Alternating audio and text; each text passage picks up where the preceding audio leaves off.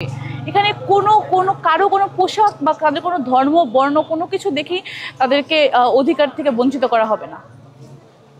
এখানে হিজাবি যারা সংরক্ষিত ধর্মীয় যারা অনুশাসন মেনে চলে, অবশ্যই এটা সর্বোচ্চ, সবাই সর্বোচ্চ সম্মানের অধিকারী। যে হিজাব পরে, যে অন্যান্য ধর্মের যে যে এক লিবারেল মাইন্ডের, সবাই সম্মানের অধিকারী, সমান সম্মানের অধিকারী। আমি মেহেরিন আফরোজ মাইশা, 22-23 সেশন, উর্দু বিভাগ। আমি আসন্ন ডাকসু নির্বাচন 2025-এর সমন্বিত শিক্ষার্থী সংসদ প্যানেল থেকে স্বাস্থ্য ও পরিবেশ সম্পাদক পদে নির্বাচন। এখানে আমি নির্বাচিত হলে একটা ইশতেহার বাস্তবায়ন করবো। অবশ্যই আমার একটা ইশতেহার রয়েছে, নির্দিষ্ট ইশতেহার। কিন্তু কথা হচ্ছে কি, যে আমরা শিক্ষার্থীদের থেকে দাবি নিয়ে প্রশাসনকে জানাবো, প্রশাসন তা বাস্তবায়ন করবে। আমরা শিক্ষার্থীদের থেকে শুনবো, শিক্ষার্থীদের যে আশা আকাঙ্ক্ষা রয়েছে যে এবং তাদের যে অধিকার রয়েছে তা নিয়ে আমরা প্রশাসনের কাছে যাবো। বাস্তবায়নের কথা যদি এখন কোনো প্রার্থী বলে থাকে, সেটা আসলে একটা নিছক একটা কথা ছাড়া আর কোনো কিছুই নয়। প্রশাসন তা সেই দাবিগুলো বাস্তবায়ন করবে, আমরা শুধু তার কাছে তুলে ধরার একটি মাধ্যম মাত্র। এখানে আসলে ভিপি পদে 48 জন প্রার্থী নির্বাচন করছে, তো আমি এখানে কোনো নাম উল্লেখ করব না। এখানে কথা হচ্ছে যে যোগ্য সেই আসবে। যে সমস্ত শিক্ষার্থীদের একটি সমস্ত শিক্ষার্থীরা আসলে কি, এখানে ডাকসু হচ্ছে শিক্ষার্থীদের জন্য। এখানে শিক্ষার্থীরা তাদের অধিকার ফিরে পাবে, শিক্ষার্থীরা তাদের যে সমস্ত দাবি, তাদের যেই মৌলিক অধিকারগুলো রয়েছে সেগুলো বাস্তবায়ন হবে।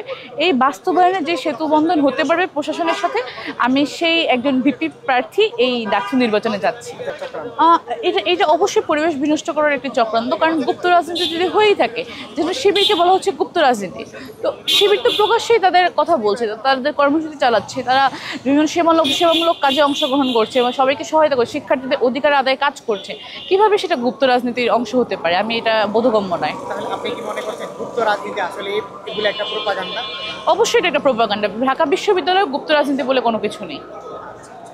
ব্যক্তি সাদিককে জিতলে আপনি খুশি হবেন নাকি আবিদ ভাই জিতলে খুশি হবেন?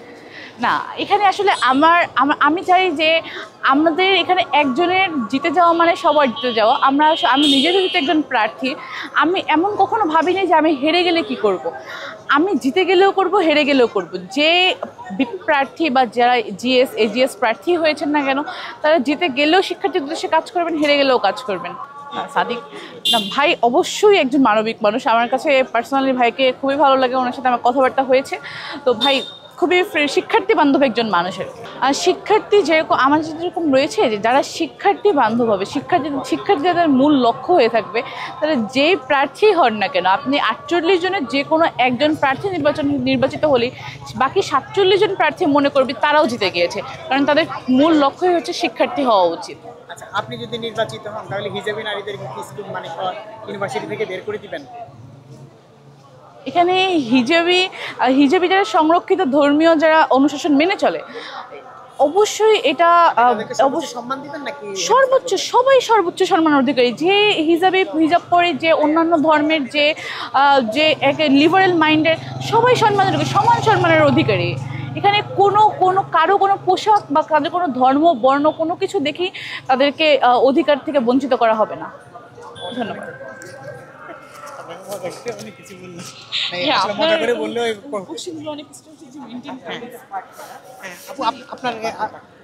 আপনার পরিচয়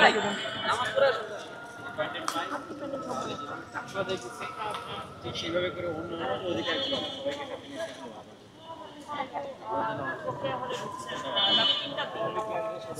কি কারণে ঢুকছেন এবং এই